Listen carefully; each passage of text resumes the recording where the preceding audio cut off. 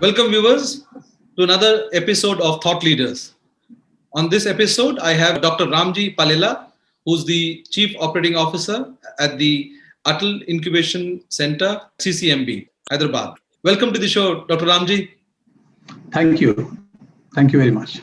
So, Ramji, let us start by understanding your role at Atal Incubation Center. Yeah, as you may be aware of, Atal Incubation Center (CCMB), which is primarily supported by Atal Innovation Mission of Niti Aayog, Government of India, and our organization is a Section 8 company which is actually established under the umbrella of CSR CCMB. And I am taking care of the operations as an incubation manager, as a COO to foresee how we are actually supporting all these early stage healthcare and biopharma startups in the incubation center since 4 years. Yeah, 4 years of our inception. Yeah. So is Atal Incubation Center at CCMB also 4 years old, or it's been there for more than 4 years? No, it is the AIC CCMB formed in 2017. So it's a 4-year journey for the incubation center and a lot of team building at the incubation side as well as startup team side. So yeah, that's happening out. Interesting. So tell us about Atal Incubation Center at CCMB. What's his role and what's the current status? As it was established in 2017 with a prime aim of supporting early stage startups, biotechnology and life science startups for their early support. They need a lot of infrastructure and a lot of facilities, including utilities. For example, it's like a bomb for them. So CCMB, great organization, and it offered a kind of services through AIC CCMB, of course, funded by AIM Niti Aayog, to support these early stage startups and even student innovators and academic innovators to leverage a lot of physical space as well as intellectual space, in the sense of creating a lot of hand holding and networking with mentors, other funding agencies, etc. So in the past 3.5 years or 4 years, we evolved such a way that we could able to support even school student innovators and academic innovators, including faculty and students and startups who are into biotech sector, life sciences, healthcare, medtech space, by bringing small funding to kind of large funding by having a lot of partnership, and where CCMB being the host organization playing a pivotal role to helping technically from the CCMB side, and also CCMB connections in the sense of hospitals or maybe central level. I think that's the kind of complete support that we are getting to help our startups here. That's really the need of the hour, especially as you rightly said, for early stage startups. So you also made a mention that you're even looking at school students. So what is the selection criteria, or what is the onboarding criteria? Yeah, I mean, the school students, when I mentioned, as you may be aware, that Atal Innovation Mission is having different verticals. One of the fantastic verticals in India is today, that is called Atal Tinkering Labs. So with those bunch of school student innovators from these ATLs, from different schools, they're actually competing to, become national champions. Top 50 innovators every year actually have been assigned to incubators, deep tech incubators like us, so that we'll be nurturing and mentoring to, bring their alpha versions of. We actually from 2019, a student innovation program, that is also one of the flagship program of India for school students. 2.0, 3.0 we have done successfully. Out of 7 teams, we could able to, encourage 4 students to go national championship, and now 4.0 we are actually contributing. Yeah. As a center, is there a cutoff in terms of how many number of startups you can incubate in a year, or is it open-ended? As a center, we have a capacity to hold 40 plus or 45 physical incubatees as a startups by giving a space from 100 square feet to 300 square feet, and also we have desk space, etc. And also to have some kind of separate co-working space to support MSH, Mighty Startup Hub Fellows, as well as BIRAX Bosch Fellows. So I think as a whole, at a time, we can actually have 50 innovator teams, that can hold at the incubation center. And last 2 years have been, has disrupted everything that we have been doing. That the whole normal life has been disrupted thanks to COVID. How has this affected your operations, especially for startups? Yeah, I mean that CCMB and the AIC CCMB is focusing on healthcare-based issues, especially these kind of infectious diseases, etc. It's definitely an advantage for innovators to look into those problems. So several other incubators may have some problems where startups actually close their operations. Even we have a couple of dropouts in last year, but we could able to onboard close to 9 startups in the past 9 months or 10 months.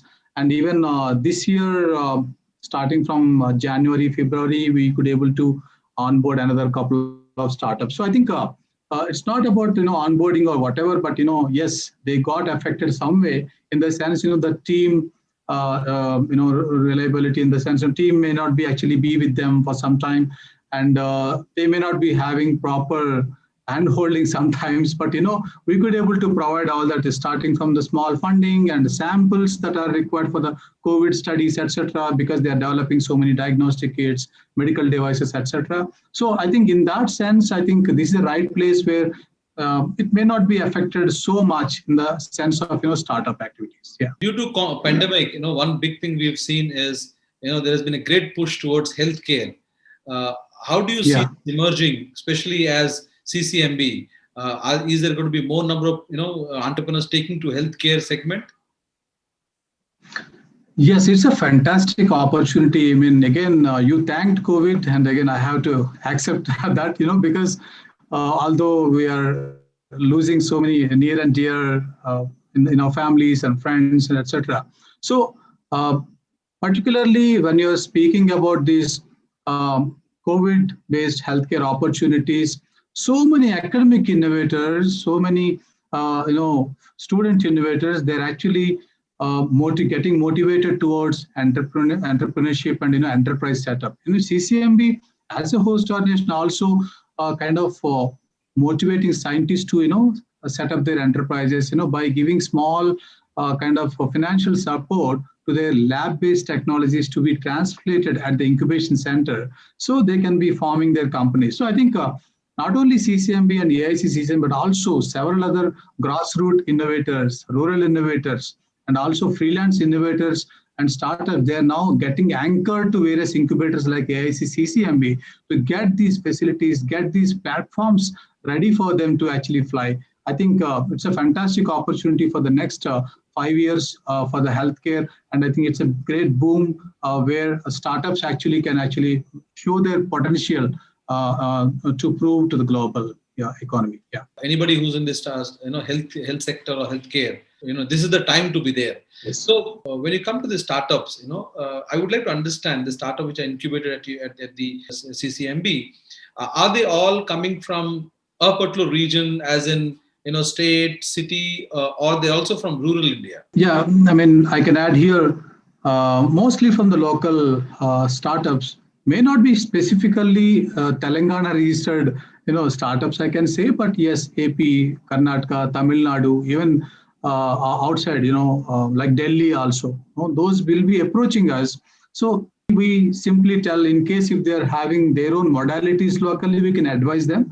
But otherwise, having the CCMB's technical advisory as well as instrumentation facilities, etc., they're willing to move, or maybe a couple of team members maybe being here and operate. So we encourage all pan-India kind of startups to come to CCMB Incubation Center to use the facilities.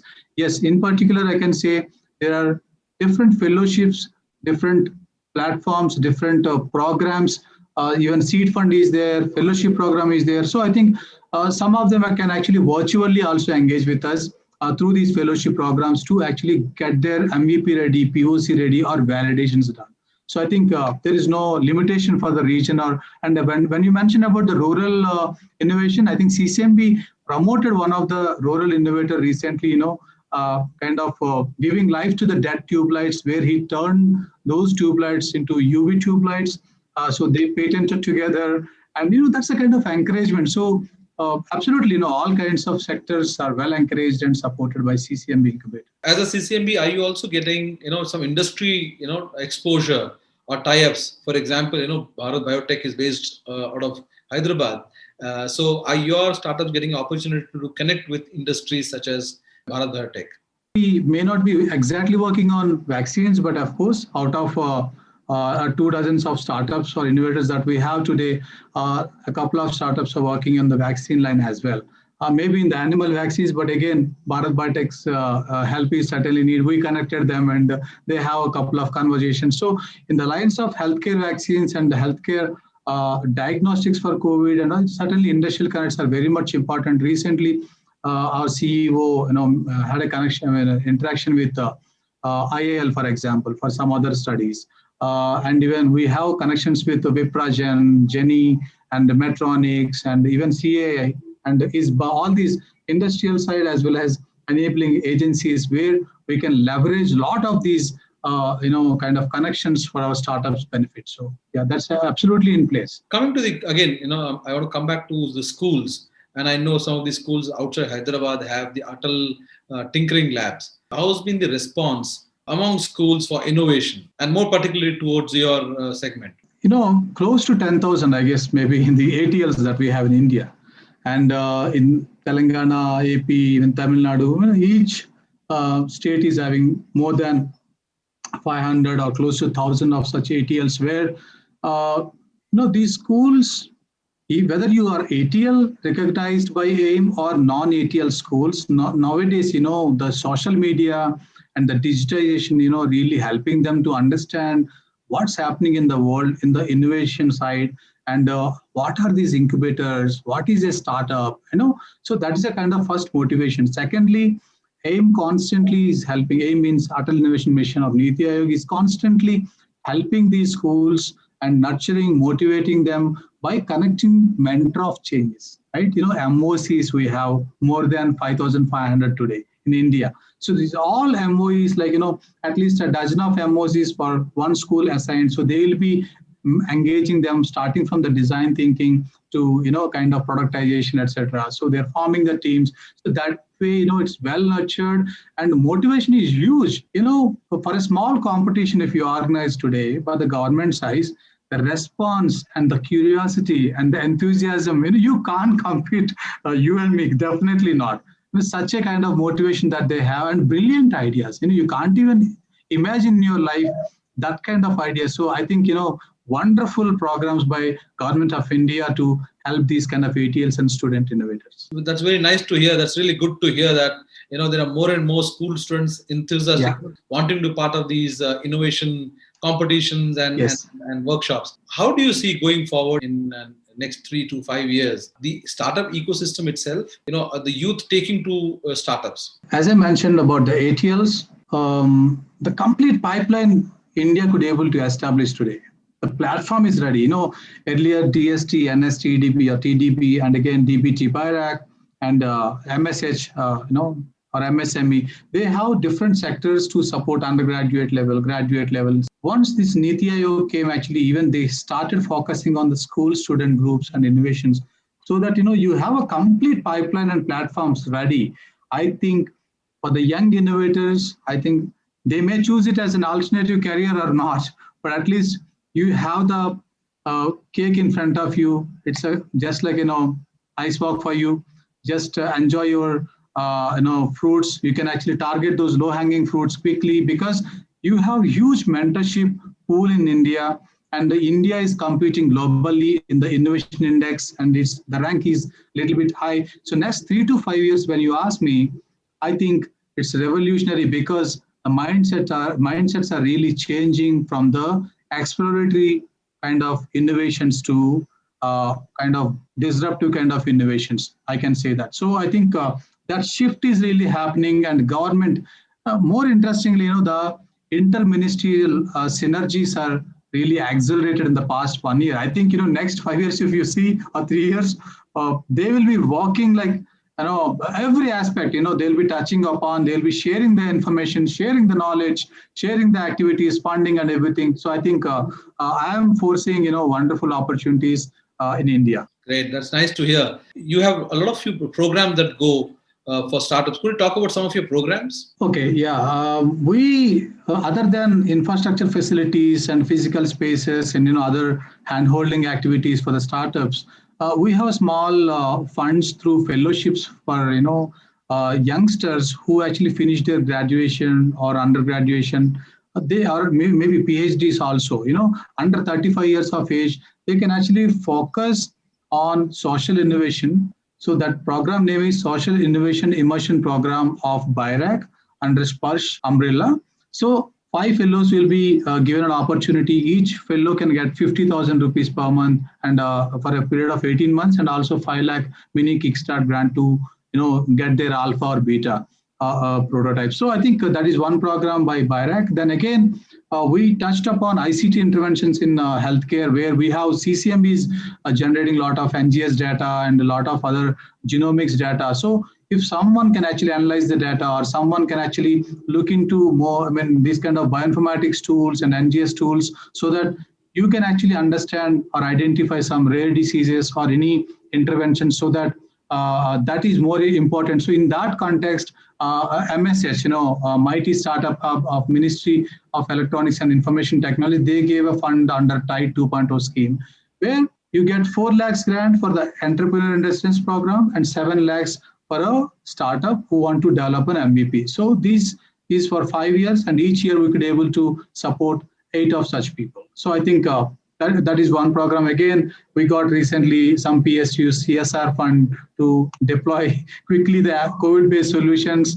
The call is open, and again NSTDP call where we got seed fund up to 50 lakhs that we can give. So that call also open, national drive open, where we are contributing. So these kind of programs. Other than this, we are also trying to engage with HSI India, Humane Society International India, where we are trying to actually encourage people to look into alternative models for clinical trials, etc. So that program is also running under our center. And recently, for the COVID-specific activities, we have a FIND collaboration, which is supported by Gates Foundation.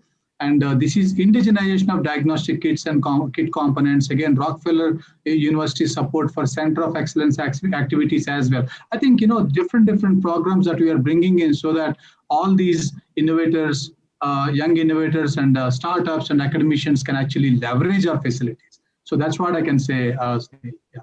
So Dr. Pallela, what you're saying is, as long as young innovators have something to offer, there is enough fund available with your funds are there. Funds are Absolutely. there. Absolutely. Funds are there. Only thing, if you have a motivation, that brilliant idea, no data or nothing, just come to us. We'll help you to validate your idea. We'll help you by providing so much of feasibility studies, market access studies, etc., etc. So if you have an idea, please tap into AIC CCM. Finally, I will not let you go without asking. My Startup TV is a channel for startups, especially early stage startups. Yes. What are your thoughts about it?